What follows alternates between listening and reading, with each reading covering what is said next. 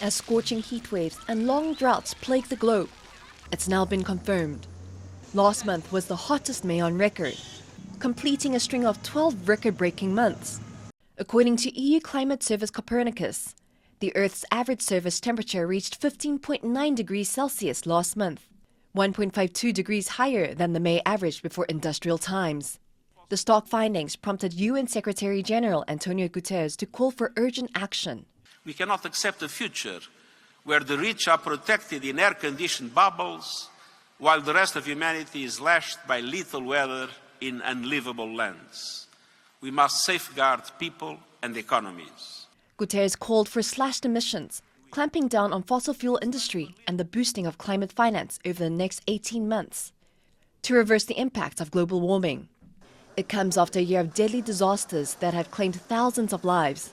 Brutal heat waves in Asia shriveled crops, forced schools to close and made everyday life a misery for millions of others. Africa experienced long-lasting droughts, while communities across the world were devastated by floods. Scientists say these events were worsened by global warming, which is exacerbated by the burning of fossil fuels.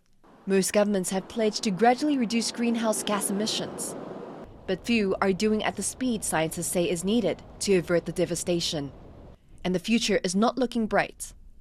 A separate report from the UN's World Meteorological Organization, or WMO, is predicting an 80% chance the next 5 years will see the average global temperature surpass 1.5-degree target, laid out in the landmark 2015 Paris Agreement.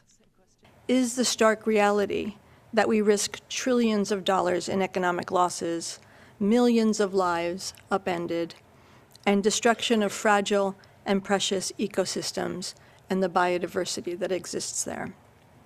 What is clear is that the Paris Agreement target of 1.5 degrees C is hanging on a thread.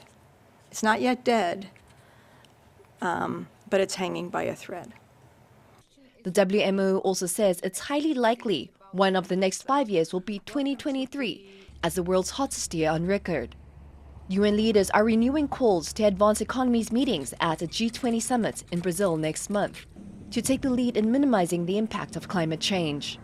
And while the tally of record-breaking temperatures will eventually end, the overall trend of dangerous heat and climate disasters may not, unless the world leaders heed the call for change. Devin, Tsai, Rosie, Grenenger and Tsai for TaiwanPlus.